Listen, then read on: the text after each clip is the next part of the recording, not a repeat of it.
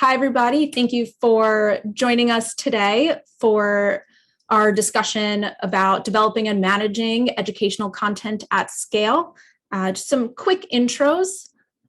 My name is Ariele Krantzow. I'm the Senior Content Marketing Manager here at Northpass. So we're really excited to have all of you on board, and we're even more excited to have the amazing Courtney Sembler, the Director of HubSpot Academy, here with us. I'll let her just introduce herself in a minute, but I just wanted to quickly go over just a super fast agenda. We're going to go over today's, we're going to have an intention for today, let you know what we're really trying to solve during this webinar.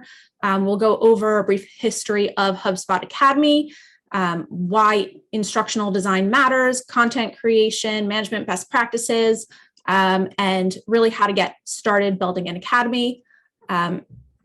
Three things to remember on today's webinar. It's going to be interactive. We're going to be asking you guys questions, so please have your chat boxes open. That's where we really want to see your answers. Please add in comments. And if you have any questions that you want us to answer at the end of the webinar, throw those specifically into the Q&A box. And that's where we're going to be taking our Q&A at the end of the presentation. Presentation should be about 20-25 minutes, and we'll go from there. So Courtney, please. Yes, thank you. I'm excited to be here. This is, I think, maybe the third time I've been able to get on a webinar with Northpass, and it is just such a pleasure and opportunity every time. Really appreciate the continued invited back. I must be doing something right. So as you said, my name is Courtney Sembler. I'm the director of HubSpot Academy. I've been at HubSpot for about 7 years now and have been focused on academy efforts for the last 6 years. I've done kind of everything on the team. I've been an instructional designer. We call them inbound professors here at HubSpot. We like to give that loving name to them. I've been a manager on the team. I've been able to lead our localization efforts as well as content management efforts, and working to expand the team. The team is now over 40. It's unbelievable how many folks we have creating all the educational content you see in the Academy app. And very exciting, but HubSpot Academy actually just wrapped up World Certification Week. So if you got certified last week with us, let me know in the chat. We donated $5 to Teach for All with every certification granted. We raised lots of money for the nonprofit, but also helped lots of folks learn some good things last week. So if you participated, let me know. If you didn't, check it out next year. Great. So again, thank you so much for joining us on today's webinar. We are so excited to talk about the challenges that people face starting their academies and creating content, and we're hopefully going to solve for a few of those challenges here today. So if you want to start with going over today's intention, that would be really helpful. I think a great way to get started. Definitely. So, we're all involved in education in some sense. That's why we're here today. So we got to start with sort of where we're going, why we're here. And what we're going to be doing today is really in kind of summarizing that importance, the value of developing educational content through that instructional design methodology. So I see a lot of comments already in the chat of like, how do I manage video content? How are I updating things consistently when they're changing? How do I develop content when I'm pressed for time? A lot of this is going to be baked in having a strong methodology and framework for how you go about that with your team, your company, or if it's just you. We're also going to discover some of those tips and tricks. So really creating an MVP or scaling your academy if you've already had one. We're going to get into a little bit that as well, but making sure we kind of start with that instructional design methodology, adult learning theory, and go from there. Yeah, thanks. And so before we get started, I really just want to back up. And if you could just share, because HubSpot Academy is so big that I feel like sometimes people see this amazing academy and they're like, oh my God, I could never get there. And I feel like this explains that, HubSpot Academy was not built in a day. It takes a lot of time, a lot of effort. And if you could just go into that a little bit, just to sort of calm people down and realize that everybody starts somewhere. And it, as you can see, it can take a lot of time to get to where you are. Yes, so I'm very proud and excited to say that HubSpot Academy is celebrating 10 years of learning this year. Actually, this spring, we're going to be celebrating it here in a few weeks. And as you can see, if you go all the way back to 2012, HubSpot Academy started with live webinar training. We essentially identified a problem that was, we're onboarding new customers and they kind of have questions about what's going on. They want to go a little bit further and see the value in their HubSpot products and the tools that they've purchased. And so at the time, the focus was just, there was three core products that HubSpot was really passionate about. Obviously, we had Dharmesh and Halligan that were talking about the inbound methodology. That's all we did. We presented 3 webinars. They were 1 hour. We did it 3 times a week.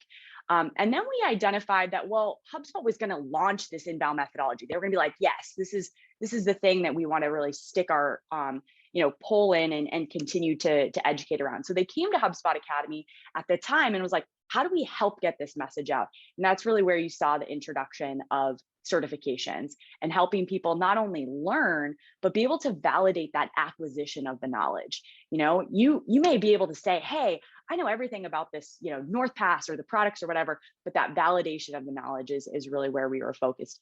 And from there, there's a lot of things included here. We started to scale those efforts, looking at different exams and assessment types, and really going to the market, our customers, and asking them, what do they need from us? We had certifications and they're like, well, what if I just want to learn in like 10 or 15 minutes? And we're like, yeah, that's probably a good idea. Let's do some module-based content, get some of that shorter content. And then really in the last few years, since 2019, our focus has really shifted to how do we do this at scale? How do we do it in 6 languages? How do we do it when we've got customers, partners, developers, users trying to get all this content in here? And so yes, Rome was not built in a day. HubSpot Academy was not built in a day. But what I really like about this slide is you may find yourself kind of at different points in it. Maybe you're way back here at 2012 and you're like, I don't even know where to get started. Or maybe you're starting to think about how to scale these efforts through certification courses or validation. There's a lot that we can talk about along this trajectory. Definitely things that I'd love to go back and do differently, which I hope we can get into a little bit here today. But now in 2012 to 2022, 10 years of learning. I'm really excited for what the future holds as well. Great. Yeah, so for all of you joining the webinar, if you just popped on, we're here with Courtney Sembler, the director of HubSpot Academy. There's just a ton to cover in terms of content creation and scaling an academy. We're just going over what, the history of HubSpot Academy and just understanding that you got to pick a place to start and start somewhere and you learn and you grow from there. But we're going to really talk about instructional design, things like that. But before we get started, I just want to ask everybody on the webinar, what educational content have you consumed recently? What's something that's really caught your attention?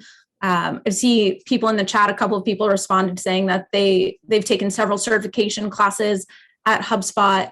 And so I'd just love to take just a couple of seconds to get people's answers in there. Well, what about you? What educational content have you consumed recently? Oh, educational. Oh my God. I have been listening to a bunch of podcasts. I've really thinking about like different learning content and I try and learn every day. I drive 35 minutes to the office half the week. And so that's always my opportunity for learning. And so I just flip through a ton of different podcasts, trying to learn different things from, besides current events to, all different types of women's issues and things like that. What about you? The team I have the opportunity to lead is actually going through a month-long feedback series. So we're learning about different ways to provide feedback, receive feedback, and invite feedback within the team. It's kind of meta for us because we're looking at different ways in which we can collect feedback on our educational content. So there's sort of like a multi-layer approach there, but the full team, all 43 of us are going through self-paced training, podcasts, reading, and then we're going to wrap it up in a week or so with a 90-minute intensive workshop around feedback. So I am deep in the feedback vibes right now. And I love all the comments in here. We've got HubSpot courses, LinkedIn. Shocker, Dave is listening to the, Customer Education Lab podcast. Never heard of that one, Dave. and some really good feedback here. I think what I love to see in this, and what we're going to talk a little bit about in a few minutes, is the variety, the different mediums, the different types of educational content here, of like TikTok videos, LinkedIn, like all these things have such a mix for us. And that's what we really want to be able to create for our learners, is how do we provide them the educational content they're seeking for, even if it's, yeah, maybe not TikTok tutorials, but being able to give them some additional pieces that they're looking for. Yeah. So I think let's just dive into really the meat here, which is, we often talk about creating courses and everyone wants to think about how can I make them look the best and how can I have my content well received and how I want my learners to learn. And so I think there's a different part of graphic design, of making things look pretty. And then there's the instructional design, and that really refers to the flow and how you actually structure all the different types of content that you're sharing. And I feel like a lot of people get confused in this area. So I'd love to just go through, if you could just explain, we've got a few different models that I know that you specifically follow at HubSpot. And I'd love to just go through your thoughts on instructional design and its importance and how people can utilize it. Definitely. A lot of the comments in the chat and what we've talked about is, how do you do this quickly? How do you do it when things are changing? And the answer I really come back to is, if you don't understand why you're creating the content, if you don't have a framework in which you're using to kind of move through that process, a lot of those things become much more difficult. But if you can really ground into, an instructional design framework, HubSpot uses ADDIE. It's an instructional design framework used by instructional designers inside and outside of HubSpot. It's not specific to us by any means. But the reason why we choose to follow it, and just as a quick synopsis, ADDIE really stands for analyzing, design, develop, implement, and evaluate. And essentially it creates, which is why I love it, a flywheel effect. If you know HubSpot at all, we're big on the flywheel, but it gives you and your learners an opportunity to kind of think about, really what do they need?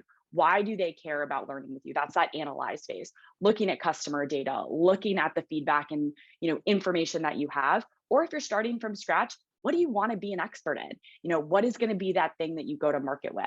From there, you really think about designing that content, being able to create the experience. And that's when we're going to get into learning objectives here in a moment. And then the develop piece, that's really all about that content creation, the videos, the PDFs, whatever you're creating, and then implementing that in the market. I think we often forget about the importance of making sure the content goes to the right place. Something that HubSpot Academy talked a lot about for years, which was our learners loved us. They loved just learning from us, but we weren't really getting at the full scope of HubSpot users and customers that we could, because we weren't focusing enough on implementation. That can come in forms of promotion, distribution, all those good things.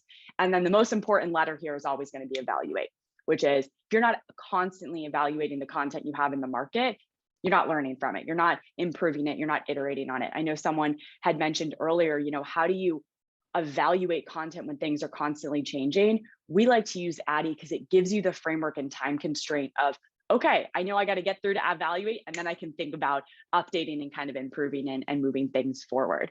And so really leveraging a learning and instructional design framework can help create a process of how you're thinking about creating content. Yeah, the 5 words, Doris, are analyze, design, develop, implement, and evaluate.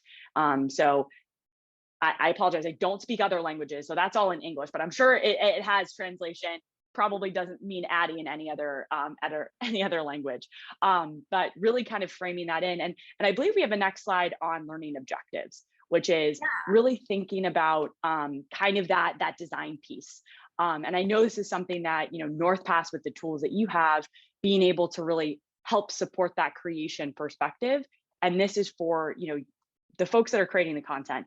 Why is the learner going to be able to do something? So I provided an example here of like, the learner will be able to describe the importance of email marketing and distinguish what makes an inbound email marketing strategy. So you kind of have those 2 bolded words, which is, what are they going to be able to do post-learning. We actually did that at the top of this webinar, right? We talked about, okay, you're going to leave, you're going to be able to summarize. You're going to be able to go and maybe take it back to your team. So everyone on this call already had a learning objective injected into them today. Yes, love putting that into action. And I think I just want to just cut in and just say, why is something like this so important for the long-term development of content for your team? That's a great question. And a lot of what we've talked about is, when you think about scale, when you think about, oh, I want to have a 500 learning asset library, being able to go back and have consistency. And so as you continue to add more content, your learners are going to be interested in sort of what the connections you're making for them. When I learned in this course or that course, or when I read that experience versus this one, how are you connecting that together for them? So it doesn't feel sort of this like whack-a-mole approach of content all over the place. And having that framework for yourself when you create enables you to onboard instructional designers quicker, right? Like you need to bring on other people to create content and keep this motion going. And so you have this framework, but it also on the flip side provides that consistency for your learner. And then that also, I believe there's a note in here about what data you look at for evaluate from Marcus, which is, when you think about having this framework, you can then have consistency in the data that you look at in the evaluate stage. If you've got a bunch of different types of content and there's kind of no framework for creating it, looking at the data is going to start to get really difficult. You're like, well, we look at this data for that thing and kind of this data over here. And you start to get that friction that we often feel when creating content at scale, which is, why am I creating this? What value did it have? And then you really start to lose that momentum, or even the buy-in from senior leadership at your company if this is something you're still trying to get them on board with. Yeah, absolutely. So there's one more piece of kind of terminology that I wanted to bring to light. If you go over like Bloom's taxonomy and how that's helpful. Definitely. Bloom's taxonomy is my favorite thing. I will say I was pretty terrible about writing learning objectives early in my instructional design career. It was not my strong suit. And as a content creator, I often went to, my peers and other folks. I'm like, I know why I'm creating this content. Like, why do I have to write a learning objective? Like, I was fairly like, it's fine. Like, I know why it's important and I know how it's going to provide value to HubSpot. And the introduction of Bloom's taxonomy really supports what we just talked about, which is getting at the adult learners why. Why are they going to learn this? And how are you going to help them along that journey? And so the way in which Bloom's taxonomy is broken down is you see these kind of top pieces, which is knowledge, understand, apply, analyze, evaluate, create. And this really gets at what's that content going to do? So for us, we're really in these first two categories, right? During the webinar, we're going to help people define, identify, describe, versus on the flip side of it, if you implement practicums or assessments, you're really supporting people's ability to evaluate, create content. And what it enables is a really clear structure for you when you sit down to write those objectives. What am I trying to do? Why am I trying to do this? And then really being able to put that out for the learner of like, hey, you are going to be able to calculate the ROI of this once you leave this session.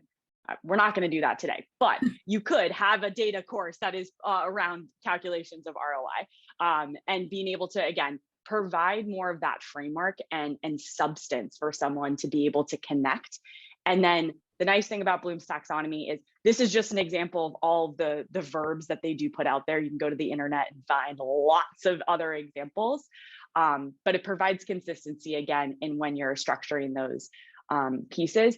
And then I think there's actually a great question in the chat that sort of connects in a tangential way, which is when you think about creating recognition for a course or certification or content in the market, a lot of what we want to be able to go forward with is why is it impactful? Why is it going to be successful? And Bloom's taxonomy really helps us with that, because that's when you get those sentences from learners of like, I was able to judge, I was able to evaluate, I was able to create this thing. And that really creates the momentum you're looking for from the recognition, because it's not just, oh yeah, I learned. No, I actually did something that benefited either myself as an individual or my company. Yeah. And that's so important to be able to give that clarity to learners, especially when they're choosing the course that they want to learn. And so continuing on from there and taking that, we've got another question for all of you out there. What type of content is most valuable to you from the learner perspective? So when you're learning, what do you appreciate the most? Ooh. Yeah, combination. I'm in agreement there, Marcus. Yeah, we're seeing a lot of video and written, video with captions. Love it. I always have captions on my TV now. I can't do it without it. See, I can't do that because I wear reading glasses. And so like at the end of the day, I just want to take my reading glasses off and like not wear them. And then I put captions on. I'm like, oh, where's my glasses? Yeah, it's something that was introduced to me from a friend who was staying at my place for a while, and now I can't not. And I was like, yep. Okay.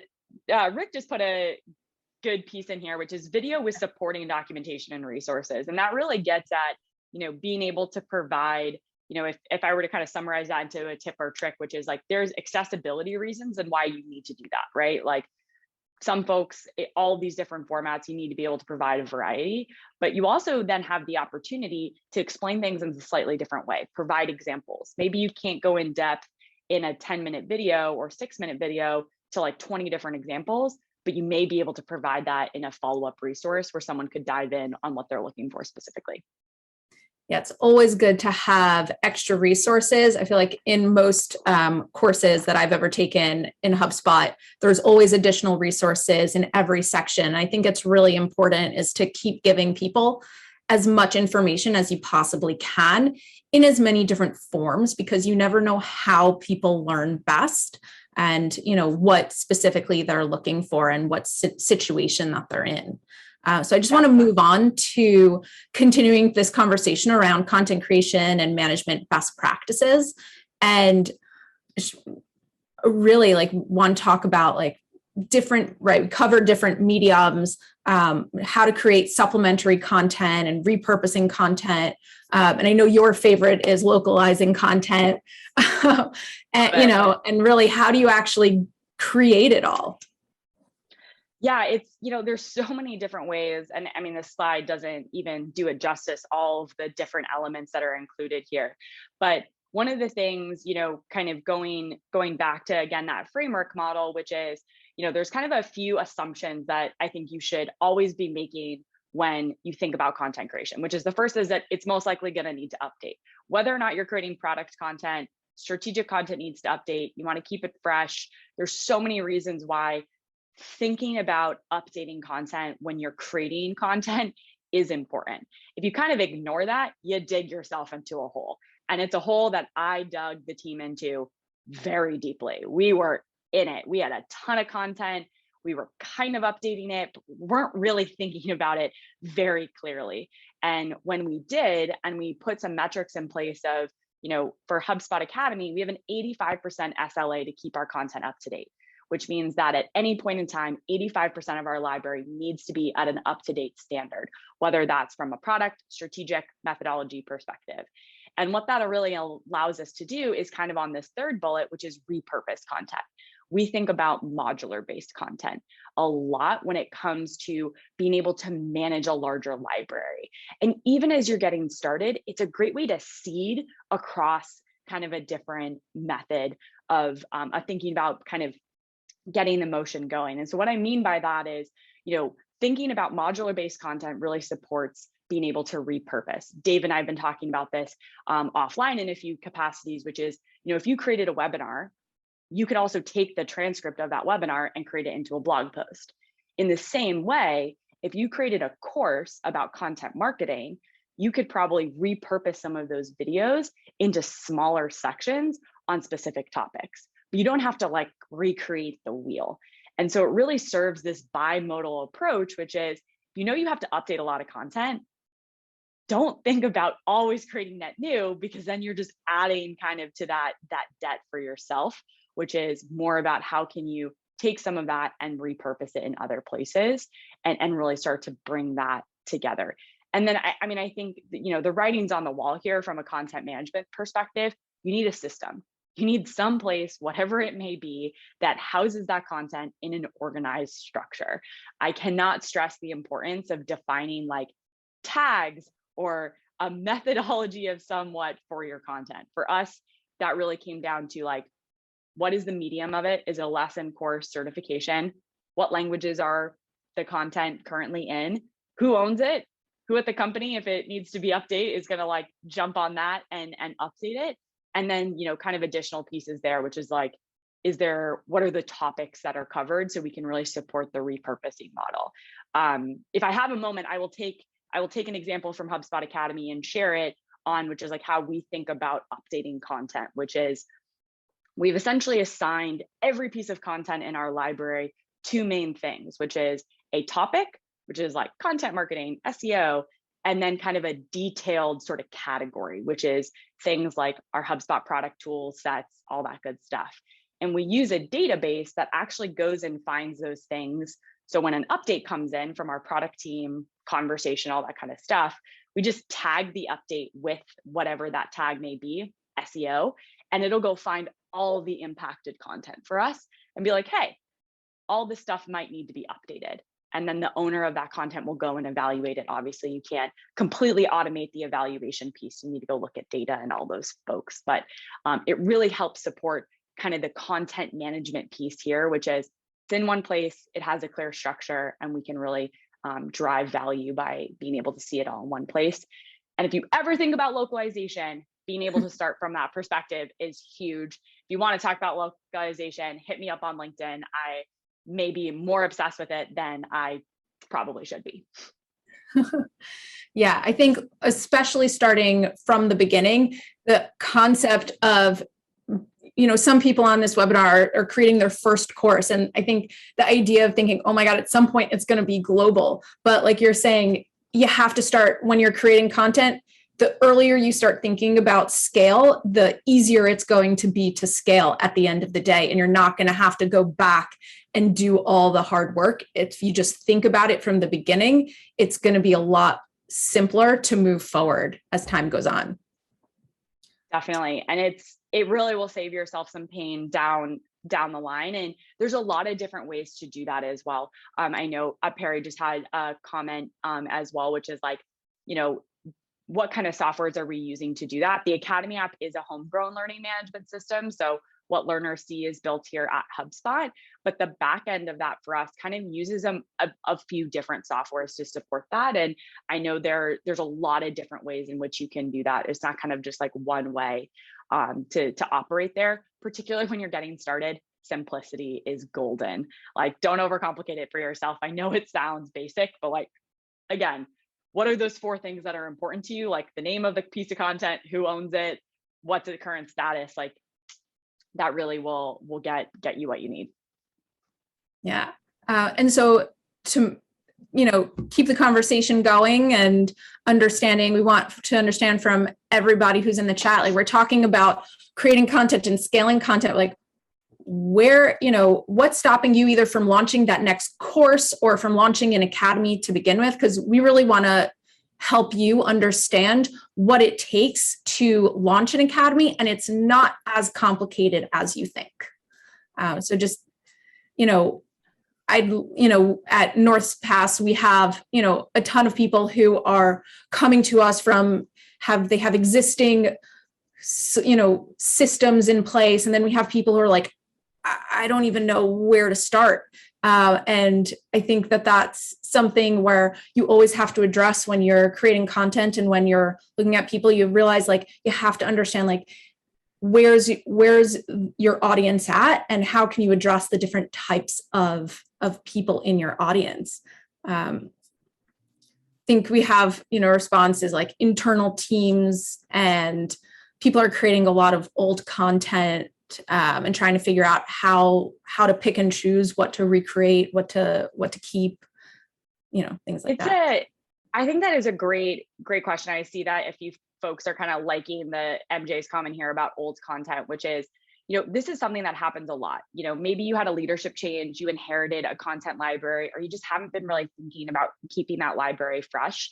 the very first thing that I encourage you to do before you look and make a decision on salvage, revise, what to recreate, define what good looks like for yourself. So is it being up to date? Is it being on brand with a new template that you have?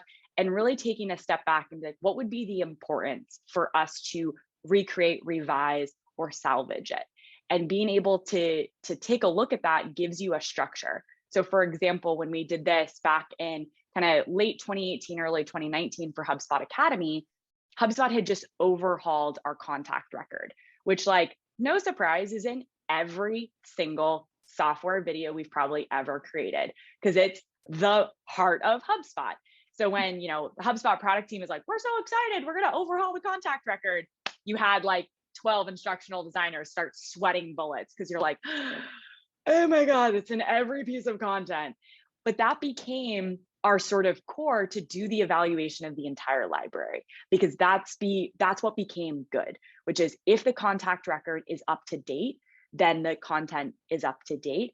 But on the flip side, what it gave us a challenge for, which is, why is this video still important for the objectives at hand? And it allowed us to like kind of take some of that content and deprecate it, because we weren't going to bring it to the up-to-date standpoint. And so I think giving yourself what good looks like, or what the impetus is for that, helps structure with some of those pieces as well. Yeah, absolutely. So we want to kind of start to wrap things up a little bit. And I think the last thing I really wanted to make sure that we covered today was, everyone that's responded has really talked about like the time to create content. Yes, there's not enough hours in the day, it feels like. And so there's a lot of different things you can do to iterate and create content, like repurposing old content. And I just want to have that conversation about like, what does that look like? Yeah, the Academy MVP, and I think, Rick and a few other people's in here too have commented along the lines of like, it's time. And the only way that you're going to get the time to be able to create this content is deciding on what your objective, your purpose, your goal is with you, your team, your company. If you are trying to do an Academy educational content as a tack on to a bunch of other stuff, the time isn't going to be there. But if you can really anchor this to a goal and intention, or what HubSpot Academy has often gone back to, which is a purpose, we're then able to tie that to all the work we're doing. We're able to create space for it and time for it to be able to really accomplish it. A lot of the conversations I have with people is like, yeah, I could create it. I don't have the time. I don't have maybe the buy-in, and I don't really have the reason why it's important to do it now. And so, none of those things are going to be able to be solved unless you kind of take that step back and be like, why is this the right time for us to create this content? What is it, specific enough to, how are we really thinking about tying it to business objectives and goals for what we're accomplishing? Because that's going to be the MVP for being able to get the time and the content creation in place, is knowing where you're going and why you're doing it. The feedback loop is so important. I cannot stress this enough. Being able to have learners tell you, yes, very honestly, what they love and hate about your content will be amazing. Leave your ego at home. It's not about you. It is about being able to serve them better and being able to get that feedback loop going early and often. We use like very traditional like surveys at the end of our courses. Again, not super difficult to like, hey, how'd you like this course? We do some kind of more consistent outreach at the end of the year, and being able to go through some of those pieces. Oh yes, Rick, I'm sorry. When logos change, branding changes, it's not a fun tackle to be able to do some of that. But again, I'd go back and really hold yourself accountable to thinking about, I'm sorry, yes, that is how it feels a little bit. But thinking about, what do you really need to update and why? And then also thinking about where the branding really belongs in some of your content. HubSpot Academy went through that a few years ago, which is we decided to like kind of remove the graduation cap logo from some of our slide decks, just in case we decided to update it, which we did. We sort of changed it and we looked at it. And so we moved a lot of that branding more to the course page, the landing page, versus in the content itself, to really support, okay, well, we're probably going to iterate and change, or someone else at the company is going to help us iterate and change. How do we think about that? I'm going to take a step back for Perry's question, actually, giving an example about goal and purpose, metric related to onboarding, product adoption. I think it's a really great question. So the way I like to think about it, and something that HubSpot Academy has used for many years, is we have an overarching purpose, which is not necessarily something that we accomplish. It's really our focus for where we're headed, which is to educate and inspire, to help transform the way the world does business. That's really what we're trying to do. We're never going to put a stamp on that, right? I'm never going to come to you and be like, hey, Northpass, we're done. We transformed the way the world did business. It was really nice to talk to you, but I'm out. No. But it allows us to be guiding towards something that's big and audacious and exciting. And then we back that up with goals and intentions. I think about them as opportunities, and I look at it for an 18-month sort of period of time. So for HubSpot Academy right now, that's looking at three main things, which is providing equitable learning experiences, providing product depth and breadth in our content, and then also being able to provide more rigor. And then we tie that to things like onboarding time or product adoption. For example, for rigor and product depth and breadth, we look at things like influence tool usage. Did someone actually go and use HubSpot tools after learning with us? Are they engaging at the 30, 60, 90 days with those tools after consuming content? So that's that really product adoption piece. And then onboarding time is a really interesting one. There's a lot of different ways to look at that. We've traditionally looked at it on the longer term with customer dollar retention and seeing how that impacts. I've been talking for a while. I'll take a quick pause. I know you've got some things you want to share as well. Yeah. So when it comes to creating, your academy, and it's really thinking about I always like to think about it from the start, because I've created a lot of content programs from day one. And what you're really trying to do is not get overwhelmed. And it's not saying I immediately tomorrow have to have this full academy with tons of courses and tons of customers coming to learn and take courses. You really need to think about what's manageable for you and your team. I've started and it's just me. I'm just one person. I'm not an expert in everything. So really coming to find within the company that I'm working at, where are my subject matter experts, making sure that every piece of content I want to create is going to be valuable for our customers, and talking with our customer success team, talking with our product team, and making sure that we're finding where are the gaps, where are the biggest opportunities for creating content, where are people where are customers struggling with, how, in the onboarding process, what's holding people up. And if you're thinking about it from that perspective, it's really easy to find that one place to start, because starting is the hardest part, and making sure that you have that one course, following the different methodologies, and making sure when you're creating courses, or really any piece of content, it's making sure that there's an objective. You want people to, you're not just creating content for the sake of creating content. You're not just creating a course or an academy because it's cool to have one.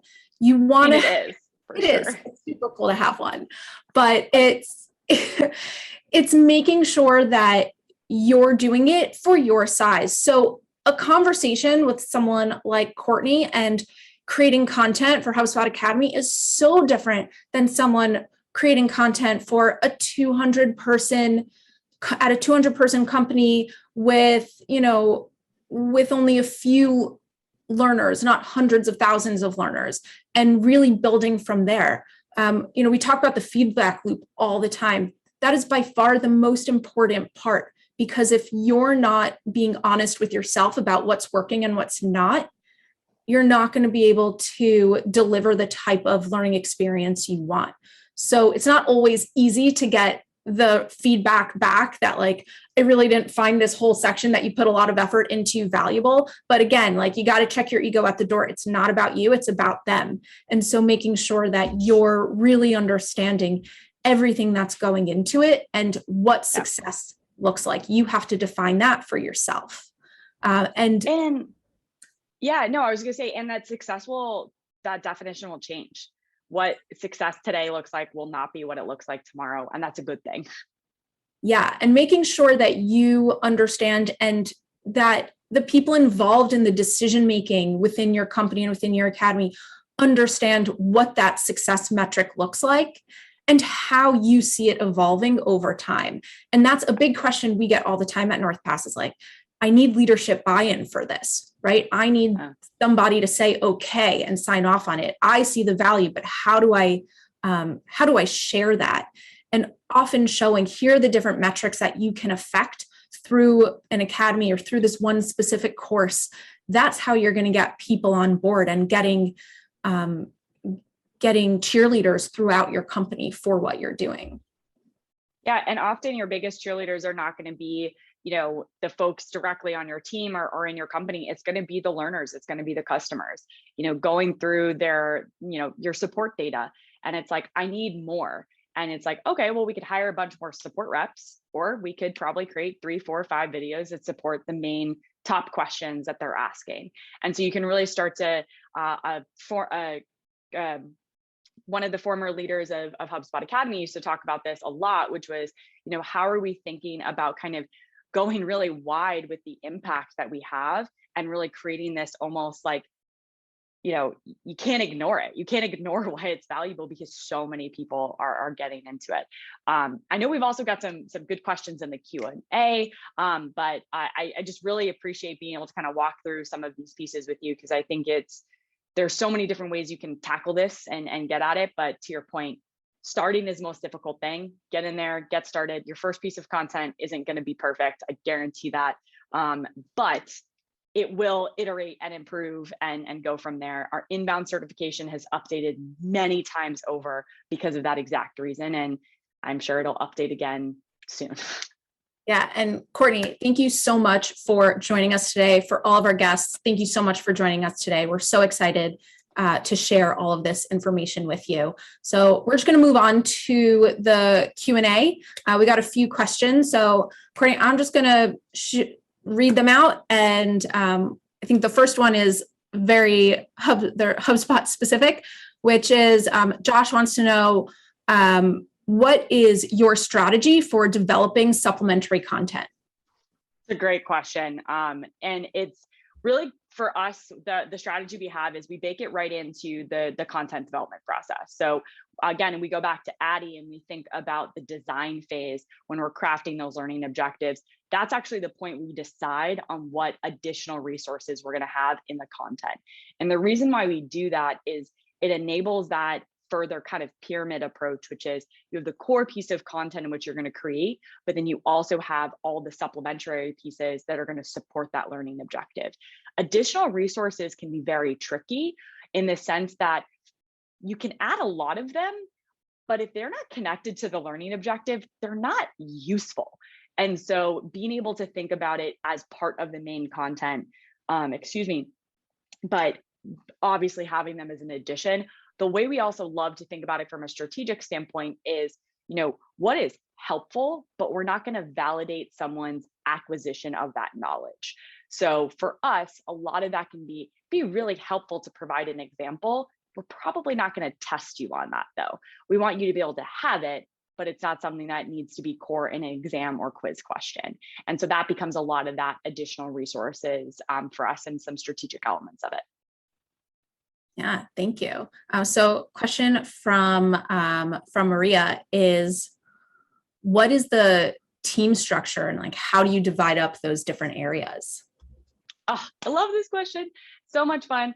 There's a lot of different ways that you can do this for your company. The way in which we have HubSpot Academy structured today is the team that I have the opportunity to look after is separated into a 3-pillar approach.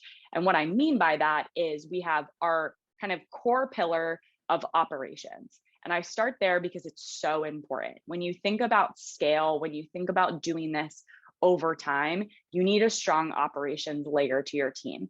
They're the ones who are doing process, documentation, learning and development, being able to manage systems. We also have a content editing team that actually edits our content through a framework and lens of accessibility and global first content creation. So we have an operations layer. The second pillar is our largest pillar. It's historically the one that's been around the longest as well. And we call it our English content creation. And we've broken that pillar down into three kind of sub pillars, which is the personas in which we educate: customers, partners, and developers. For us, this is a really important distinction because while they're all creating educational content, it does manifest a little bit differently based off the persona. And so we have leaders for each of the different personas that are able to collaborate with those stakeholders, get that feedback, and really go from there. And then the third pillar that we have is essentially the same as our English pillar. It acts as a mirror, but it's a non-English focus. So for us, that means developing content in Spanish, French, German, and Japanese, and occasionally in Portuguese as well.